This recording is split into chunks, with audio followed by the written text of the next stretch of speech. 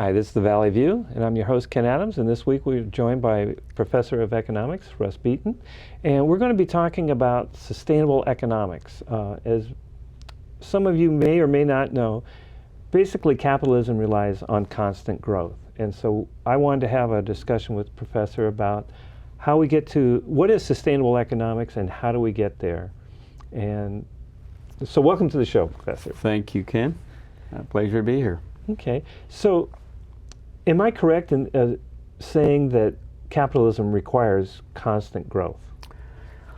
I think you are. The reality is that the application of capitalism in the real world, and I like to differentiate between economic theorists and economic practitioners, but capitalism as it has come to be practiced assumes growth is the goal, and a growing economy is seen as a healthy economy, and a non-growing economy is seen as one that's in recession or depression.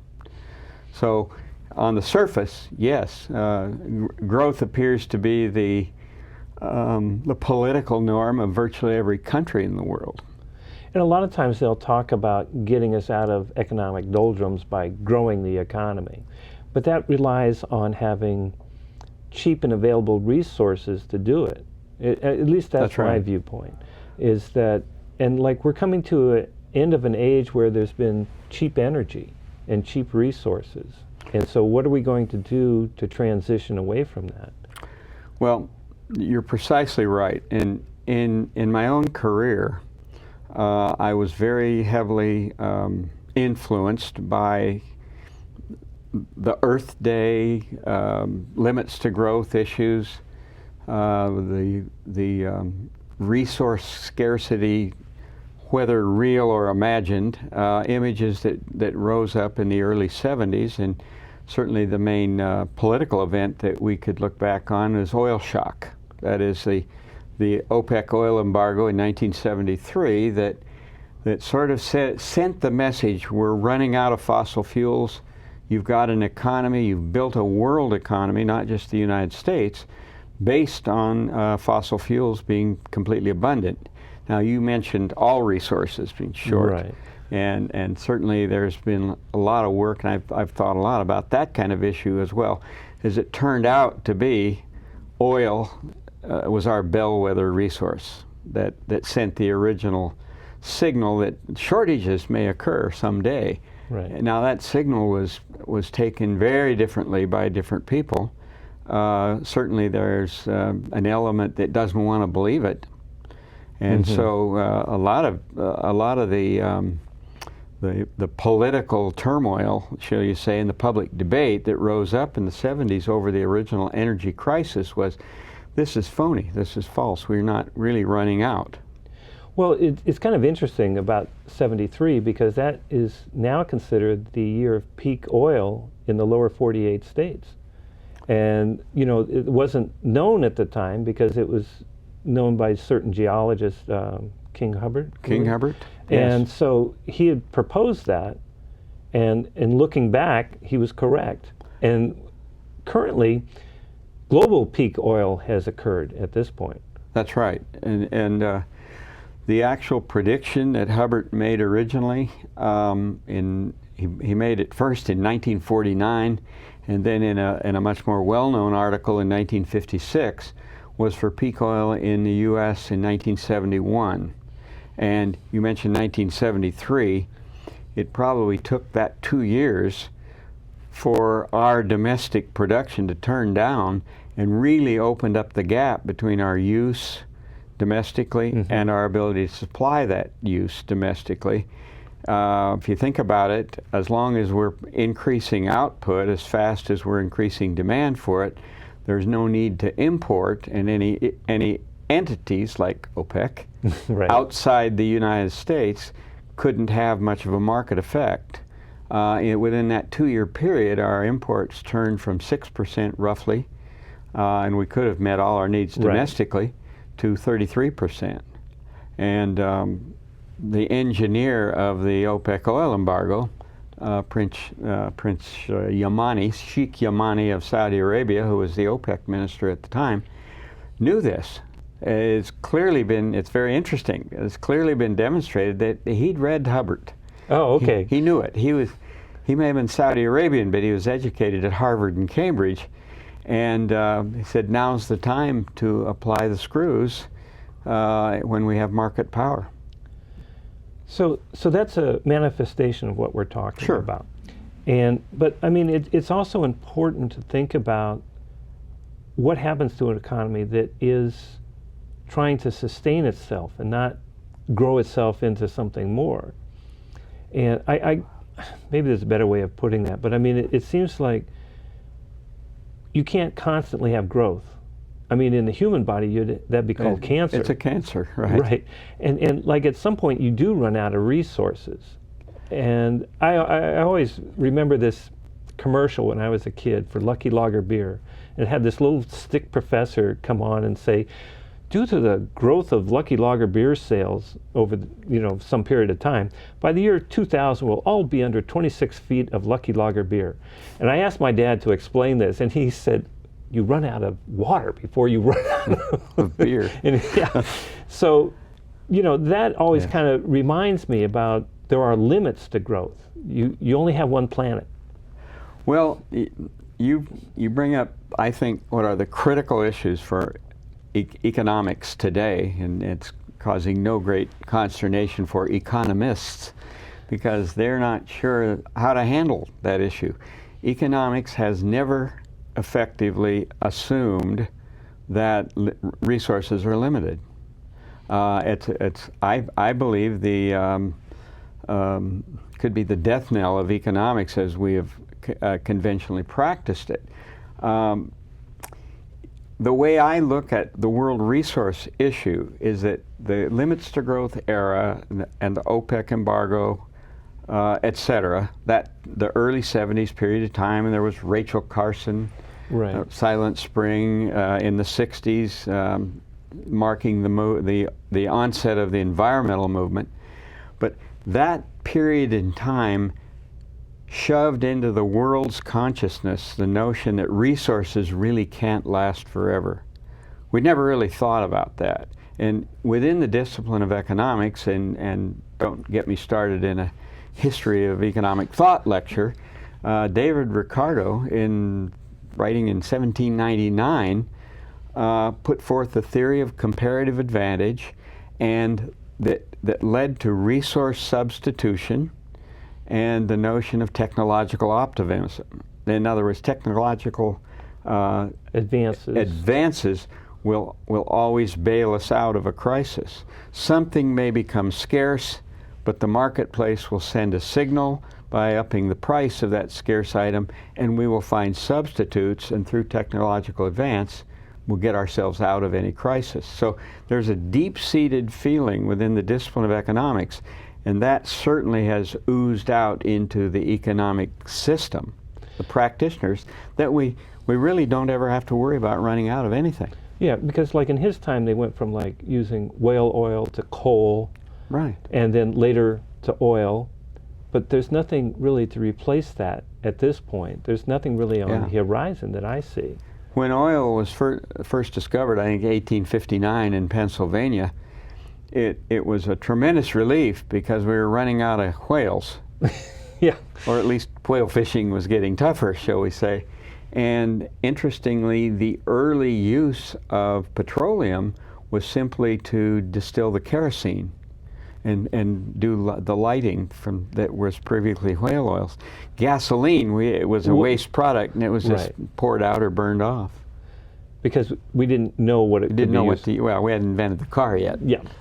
So, but that's an example of how economics looked at things in the past, because they saw how things could change. You could use different energy sources. And I know a lot of people would think about, well, we can go to nuclear, but we've found there's quite a few problems with nuclear. And I don't even want to talk about Fukushima at this point, but I mean, that's an example of something going seriously wrong. But you still, I remember that even with nuclear power plants, they have a hard time staying up. That they have they have a huge shutdown rate, which can come at very inopportune times. Well, that's right. I spent a lot of my career teaching energy economics, and so I've had occasion to look into that kind of thing. And nuclear plants rarely, they produce a lot of power, let's get it clear. But they rarely were producing 100% of what they were rated at.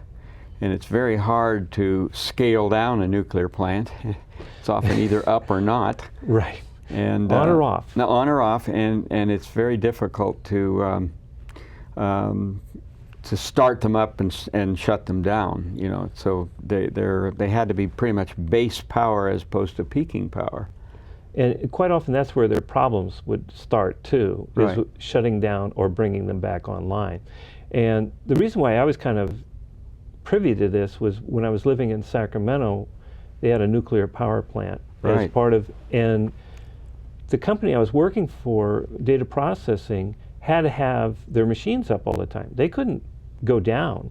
So they had as Their a own safe, power generation? well, no, what they did is they had a diesel generator Right. in the back that if, you know, the power went off, they could fire that thing up and start, but it cost them $50,000 just to start it up because you had to have a waiver from the Environmental Protection Agency to start it up because Oh it my was so goodness. dirty.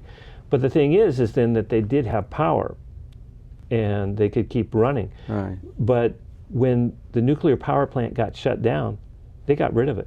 They didn't need it anymore. Exactly. We incidentally, interestingly, we've handled that in the Northwest by converting our hydroelectric system to the variable power. The nuclear, to the extent that it's still around, or when it was, like Trojan, for instance, the nuclear is base power, and then you will adjust your daily needs by turning the hydro on and off because it's Or much increasing easier. it. Yeah, it's much easier to start and stop the amount of water you let go through a dam. True. True. And especially in these days, they're probably letting a lot out after a heavy rain or something like that. You bet. I'd like to get back to a generalized energy issue. Okay. We were in and it has to do with your original question of the growth-oriented element of economics. In my humble opinion, I can say this now that I'm retired, you know, and no longer even bothered to be tenured. Capitalism is a process of producing a whole lot and creating surplus, largely as it has turned out, and since the Industrial Revolution, through technological change. And capitalism, in my opinion, has always needed something we could almost call a slave.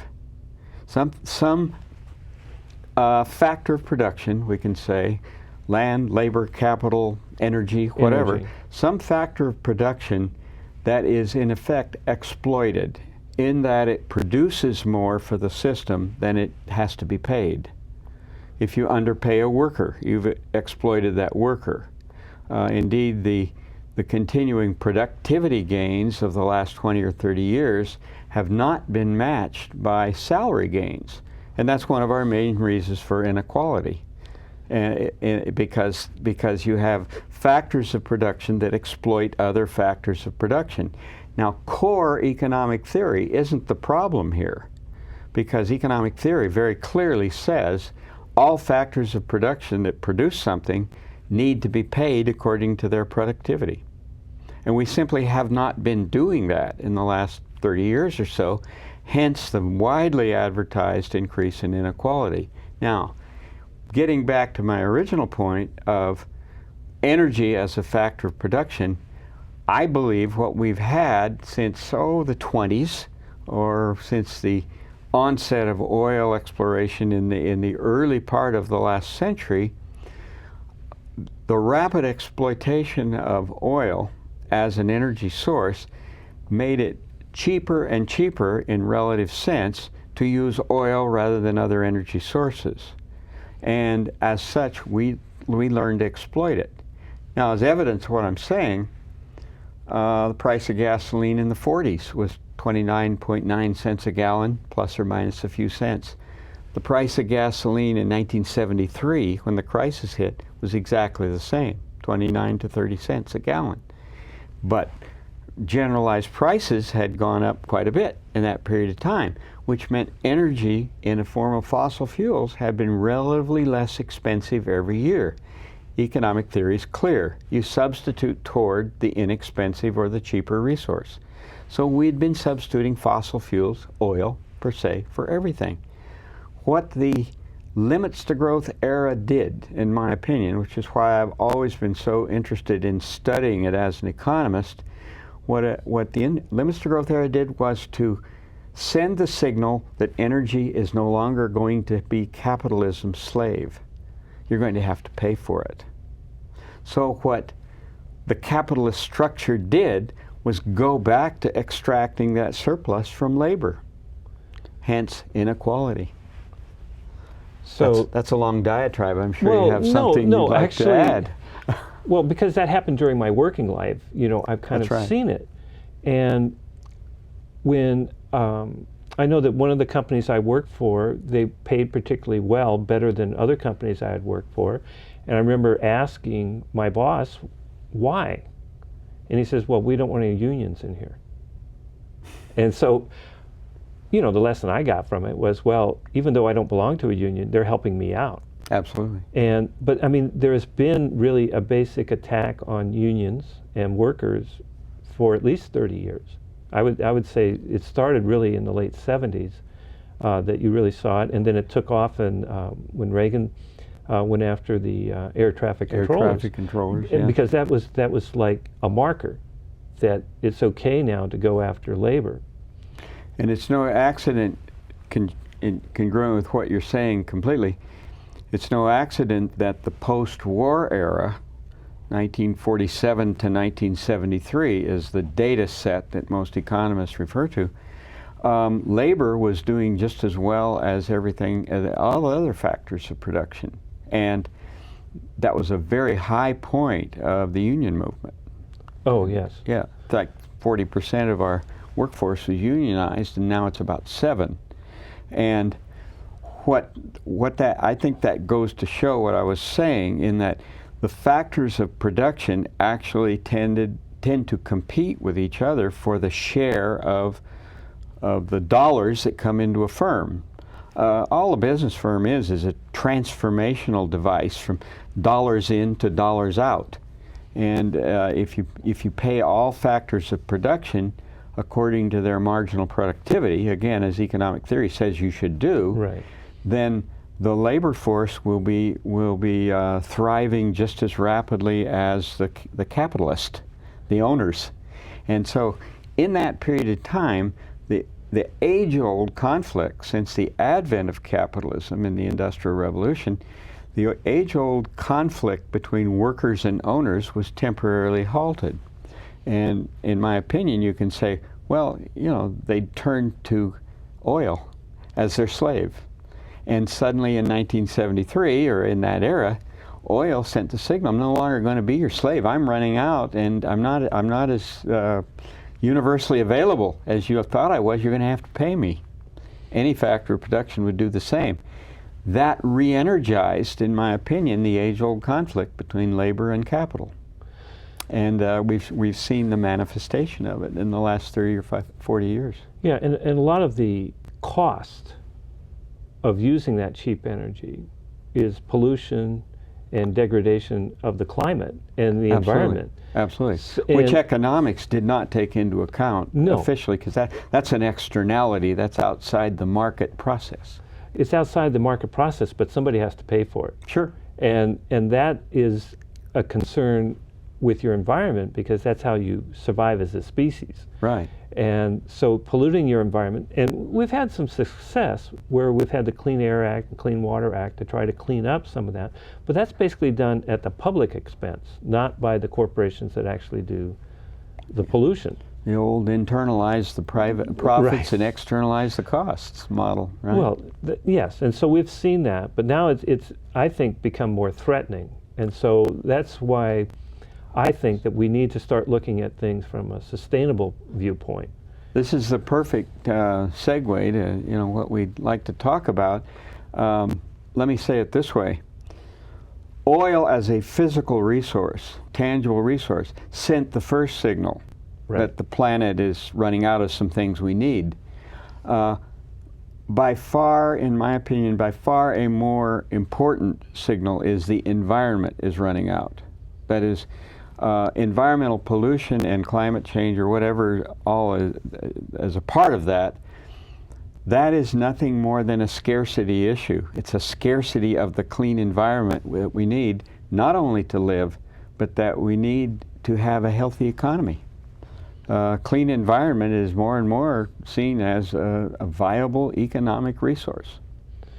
And that's becoming, I think, more and more known to folks. Right. And I think people can understand that there's a problem. They just don't know what to do about it. Because a lot of the answers that we're given are given to us by so-called experts that are coming at it looking at the past to try to repeat itself. At least that's how I'm viewing it. And they're looking at just dollar costs.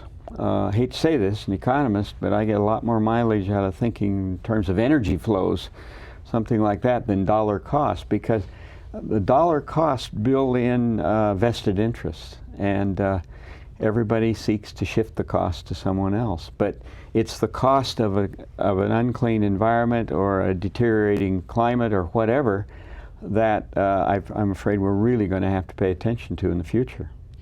So are there solutions now that we can start looking at as far as going to a sustainable economy? Or what are some of the points maybe that people can grasp that they need to think about, maybe just even in their daily lives, to help that? Sure. Well, first I think we haven't even defined sustainable economy. Maybe we should start that. And I believe that generically the notion of sustainable economy is simply the act of accommodating all that we've just talked about into standard economic theory. In other words, taking the environment seriously into account. And frankly, standard economic theory can handle that. I do not know an economist that doesn't say all costs need to be included, including environmental costs and things like that, in order for the price system, the market system, to really work effectively. So sustainable economics, some call it ecological economics or environmental economics, is nothing more than the transition to accommodating those factors into our thinking and how we manage our planet, if you will. So sustainability has to start by questioning the growth ethic, because it's clear growth can't last forever. I think one of the coming issues, and it kind of lends itself with this, is clean water. Because I think this is going to be, especially as the climate changes, having clean, available water is going to become more and more important. And polluting it should have a heavier cost than it does. Yes. Yeah, and profligate use of it should have, whether you're polluting it or not, should have a heavier cost than it does. I know many experts of all kinds in fields who adamantly insist that we'll run out of water before we run out of oil. Yes. In effect. And part of that's driven by the climate. As we've seen, California has had a drought now over the last 3 years, and they've had to shut down, I think it's 500,000 acres in the Central Valley, because they don't have enough water to sustain that. And it's funny, because I was driving down through there last fall, and there's all these signs up on I-5 from farms saying the water crisis is being done by the politicians, and I'm looking at semi-desert land. And I mean, this is a place where you get 8 to 12 inches of rain a year, and they're complaining about not having enough water. Well, you don't get that much water there. The data show over 90% of California's water use is agriculture. And so if you now look at the benefit cost implications of the example you just used, they're shutting down 500,000 acres. What that will do is shift the cost of the drought to food prices.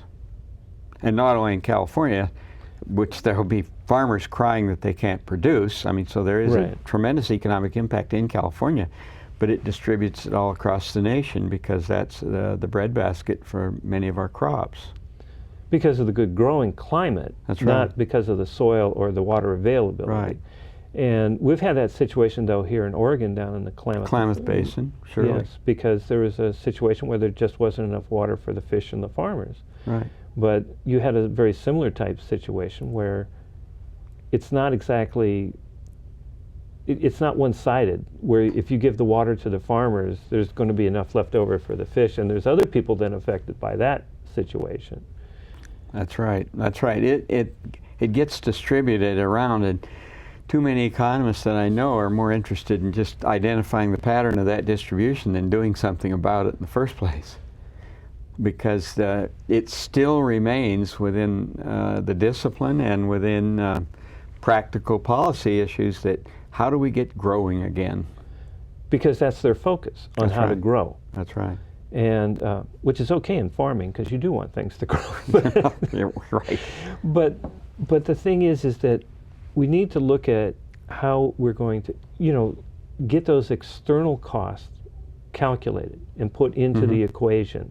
And to me, it has to be done through legislation to make sure that people are counting those things, that when you pollute the water, when you pollute the air, that the polluters There have are to, costs. yeah, they have to pay those costs. Right. It's not borne by the entire society. Economics likes to refer to this as internalizing the externality, and I think that's the circular nature of that statement kind of tells you where we go. Yes, I agree, government policy could help a lot.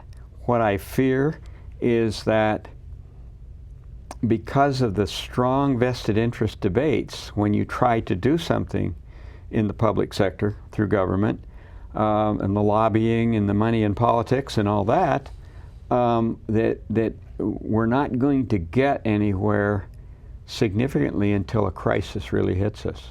I'm afraid that's true. And we have a crisis because we're running out of time for this first segment. And yes, this is going to be a two-part, maybe even three at the rate we're going. Exactly. So I'd like to thank the professor for coming in and helping shed some light on this issue. And I'm hoping that we get to continue this conversation soon. And I want to welcome you back to Valley View next week. And thank you.